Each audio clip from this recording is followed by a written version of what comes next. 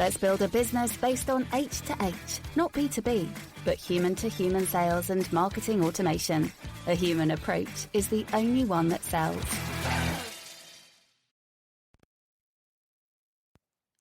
In this episode, I have an interesting conversation with other HubSpot agency owner, Ricardo Molina from Brightbull. So both of us have a conversation led by Anna Drogon from our team, and we'll share experiences about our challenges and opportunities within HubSpot ecosystem. My name is Bart, and I run the agency called Automate Now, and I'm the founder.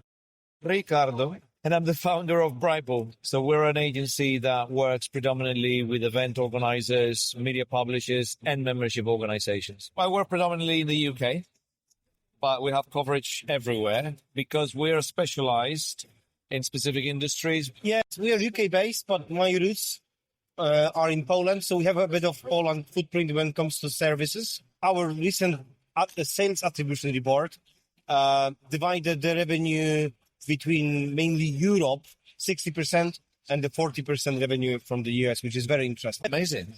I met my wife in a company that I used to work for. We set up an agency, a marketing agency, and I found HubSpot that used to be the company that did the best content, the best inbound, the best everything. So I associated ourselves with HubSpot, and that was the best decision for us. It's exactly the same with us. The only difference is that we use HubSpot for our other business, helping us to organize our community events better. And because that community events took us lots of time, 50 plus events, follow-ups, organizing the programs, agenda, engagement. Then COVID hit. I signed up for HubSpot. Fantastic decision. Community, very bold structure, UX. Oh my goodness, you know what you're doing. So then immediately you just start using it. And then my community drove me to say what are you using for your processes? And that drove the decision, maybe there is some revenue there. Always unpaid invoices. So unpaid invoices from clients. Honestly, keeps me awake at night is stuff, recruitment, and the commitment that now new recruits do not have. I think experiment is what is coming to my mind first. We need to experiment as an agency to change things around. We want to self-prove what we are saying to customers. We need to test on our own. And we have a capability of actually using some of the ideas in our community businesses, because apparently we're going to sell that IP, that idea, that exact path to success to the client. So testing, experimenting within the next 12 months from now. I wouldn't say break things, but disassemble things and start afresh. It's an opportunity to rebuild, experiment, and see what happens. But I think it's also very important, lead by example. Because when you have to eat your own food before you share it with someone else. Polish food, that's it. I'm kidding. Indian food. Italian food all the way, good Italian food, like proper Italian food.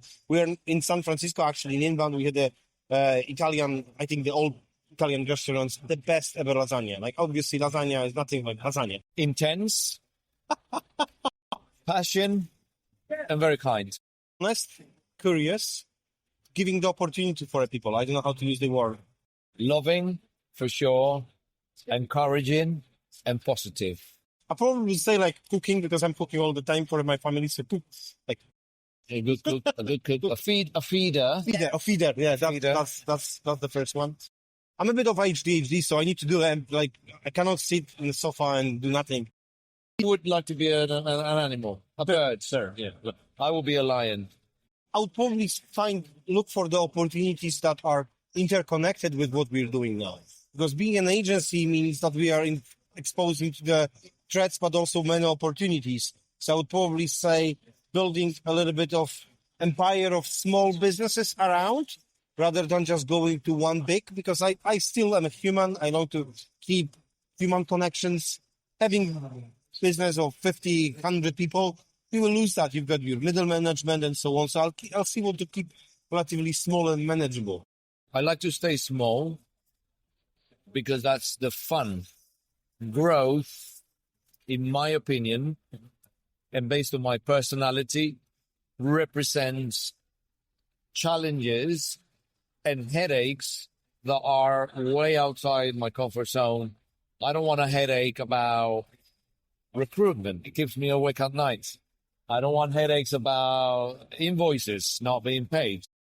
And I want to be able to take a client from conversation when we're having a beer to giving him a hug and a pat on the back. We've made it together.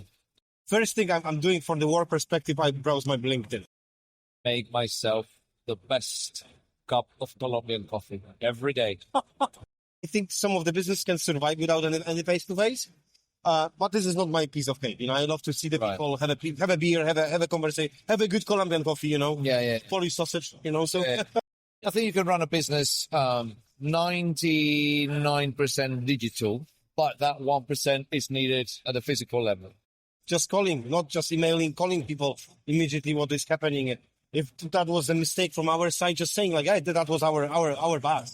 I think as soon as we approach the problem before it will get, to the horrible stage of escalating.